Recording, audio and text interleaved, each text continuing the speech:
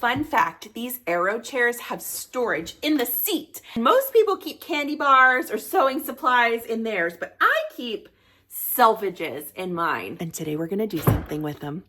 Come on, it's time to go on a field trip. Let's go.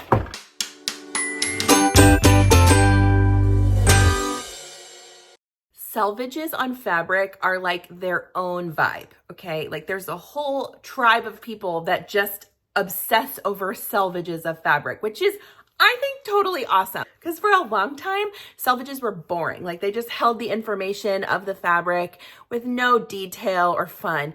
But then fabric designers got smart and were like, hey, let's make them cute. And then fabric purveyors like me were like, oh, look at these cute selvages. We can't throw anything away. So now we're going to save them all. The great thing about a selvage is it is finished. It's not going to fray on you. It's meant to be a finished edge of your fabric when you buy it. However, sometimes it's got this cute little fraying stuff right here, which is such a fun bonus. We're not going to cover that up, honey. We're going to show it. For today's tutorial, I'm going to show you what to do with these selvages, and we're going to create a little palette, if you will, which we can then turn into literally anything. Let me show you how to do it.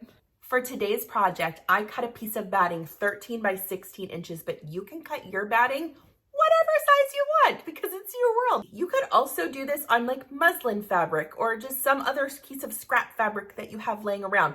The point is, we're trying not to spend money here. We're trying to make something cute out of something we already have. The first thing I like to do is press my batting out.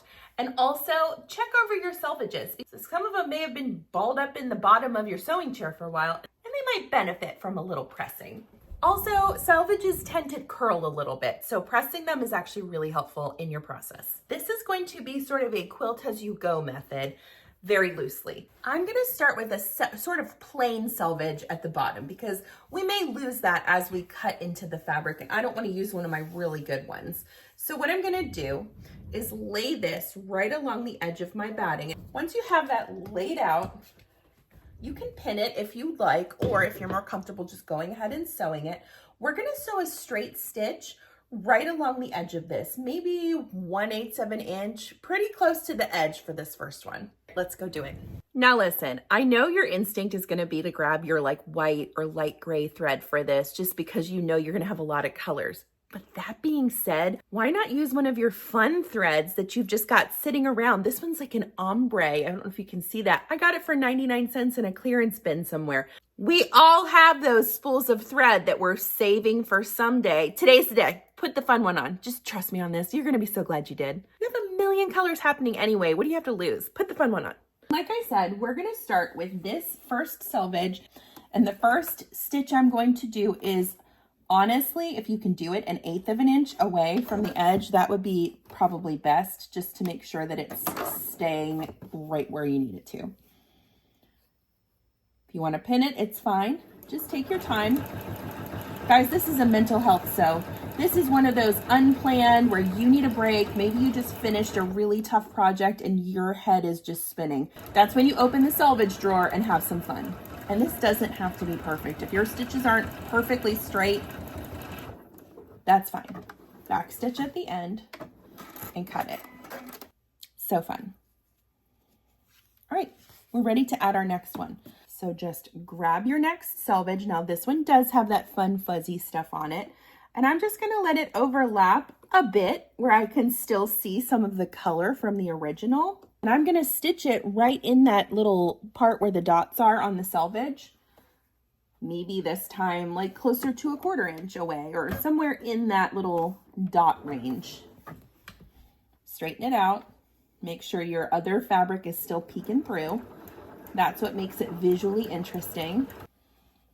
And again, if you want to do the white thread, you certainly can, but look how much fun this adds to it. And this is why I love the selvages. They started getting creative. Let the seeds of dreams scatter and grow. This whole piece of fabric, when it is done, is going to have those little sayings, the names of the fabrics lines, which are in fun fonts. It's going to be so cute. All right, let's do our next one. I'm going to show you a couple more. Okay, so I've got this next one laid out. Make sure you're like eyeballing it to incorporate the stuff that matters most to you. Like I want this little rainbow to be on here. So this one's going to be a smidge shorter than the last one.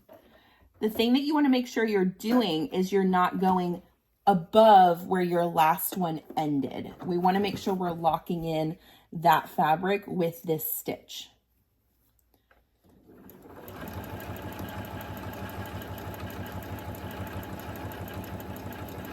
This is also really good practice in just sewing straight lines. You just need a little extra work in that realm. This is great for that.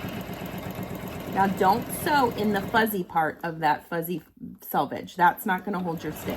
And I would try and stay maybe 1/8 of an inch away from it too, because you know, fabric can shift around and whatnot. I love it already.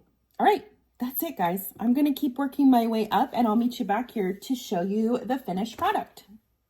Okie dokie, we're on our last piece and I found that, so first of all, this is what it looks like. Isn't that fun? It's got all the little sayings, like what a fun just statement piece of things to look at and read. There's so much visual interest to this in itself. But to top it off, I found this ribbon that I saved from around a fat quarter bundle and I'm gonna do that along the top edge. So we'll sew this final set of stitches.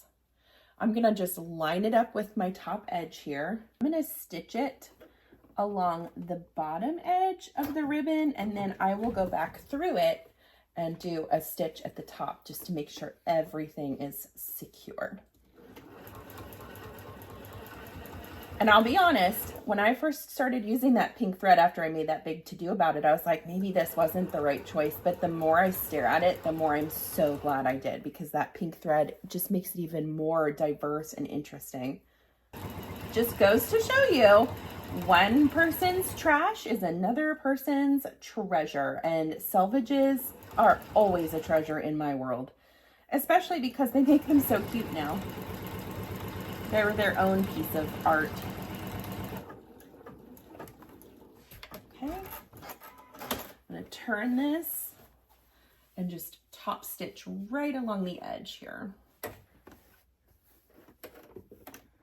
That way we know everything is secure. I'm doing it 1/8 of an inch away from that top edge of the batting. And again, you can make this whatever size you want. So dream about the thing you want to make. If it's a tote bag, a wallet, just a little pouch. You could even probably make a quilt or a pillow out of this if you really wanted to, if you had enough. All right, so there is our finished piece. Now let's trim it down. This is my favorite part. Shake it out on one side. Go to the edge here. Let's make it nice and straight. And batting is a little bit wiggly, so it may have lost some of its shape. I have a larger edge out here and a larger edge here. That's okay. We're just going to square it up. So let me get it on the inch line so I know how much I'm cutting off. Okay.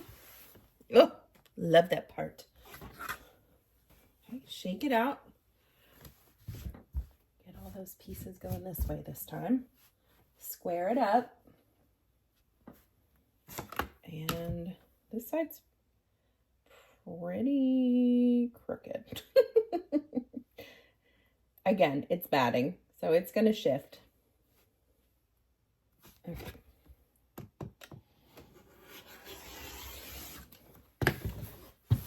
Get rid of that. And then we're just going to clean up the top of this. And I may do that from the front side.